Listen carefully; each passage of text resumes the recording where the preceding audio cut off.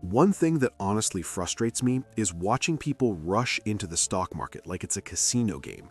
They keep putting money into investments while ignoring the credit card balance sitting there quietly charging 22% interest every single month. It's basically like trying to pour water into a bucket that has huge holes in the bottom and then wondering why it never fills up. I spend a lot of time thinking about money, how investing works, how people build wealth, and why so many individuals seem to approach their finances in the completely wrong order.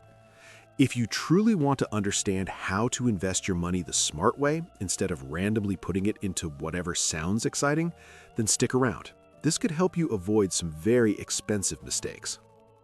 Here's a surprising fact. A large portion of people don't even have an emergency fund. In fact, the typical amount saved for emergencies is only about $500. Yes, $500. For many people, that's less than what they spend on a car payment in a single month. Even worse, that number used to be $600, which means savings are actually going down. Despite this, many of these same individuals are asking whether they should buy individual stocks or invest in cryptocurrency. That's like thinking about buying a Ferrari while you don't even have the money to repair your current car. The reality is that there's a specific sequence for managing and investing your money that can save you tens of thousands of dollars over the course of your life and move you toward financial independence much faster. Unfortunately, most people ignore that sequence. Why? Because it's not exciting. Picking stocks and chasing trends feels exciting. Fixing the basic financial foundation feels boring. But those boring steps are actually the ones that matter the most.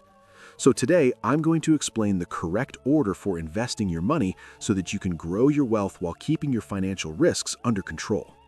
Some of these steps might surprise you, especially the idea of taking advantage of your employer's retirement match happens before many other investing decisions. But before we talk about the process, it's important to understand why doing things in the wrong order can cause serious financial damage. Think about building a house. You wouldn't choose expensive furniture and decorations before making sure the foundation and structure were solid. But that's exactly what many people do with their money. They start buying trendy investments while they still have high-interest debt that slowly eats away at their financial progress. The cost of making that mistake can be enormous. Every month that credit card debt sits there charging 22% interest, it grows faster than most investments ever will. Every month you ignore the retirement match offered by your employer, you're walking away from free money.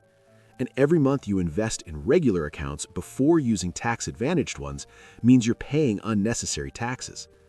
This is why the first step should always be creating an emergency fund. I know that doesn't sound exciting. Most people would rather hear about stocks that might double their money, but emergency savings are extremely important. They provide protection when unexpected events happen. And unexpected events always happen. Your car could suddenly need repairs, you could face a medical expense, your job situation could change. Without emergency savings, people often panic when these situations appear. They either sell their investments during bad market conditions or they add even more debt. Both choices can undo years of financial progress. That's why the first goal should be saving $1,000 as quickly as possible. That small amount can cover many everyday emergencies and gives you your first financial safety cushion. After reaching that goal, the next step is building toward 1 month of living expenses. Then continue increasing your savings until you reach about 3 months of expenses.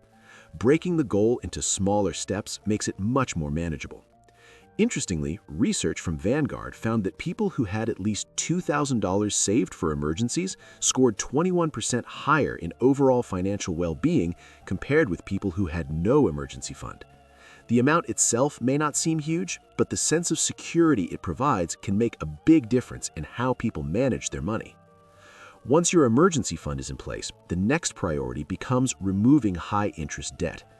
Any debt with interest rates above roughly 8% per year should usually be eliminated before serious investing begins. Credit cards are the biggest problem here. With average interest rates above 22%, that debt grows extremely quickly. Trying to invest while carrying credit card debt is similar to trying to run while carrying a heavy backpack. It makes progress much harder. From a mathematical perspective, paying off high-interest debt gives you a guaranteed return equal to the interest rate you're avoiding. For example, if someone owes $5,000 on a credit card charging 22% interest and only makes minimum payments, they could end up paying around $2,800 in interest over 5 years. That's money that could have been used to build wealth instead of losing it. Each dollar used to pay off that debt effectively earns a guaranteed 22% return, which is higher than the long-term returns of many famous investors. The most effective way to eliminate debt is fairly simple. Make a list of every debt along with the interest rate for each one. Continue paying the minimum payment on all of them.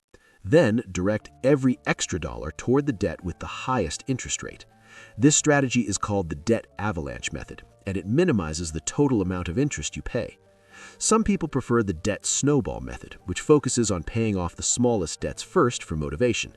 But from a purely financial perspective, the avalanche approach saves more money.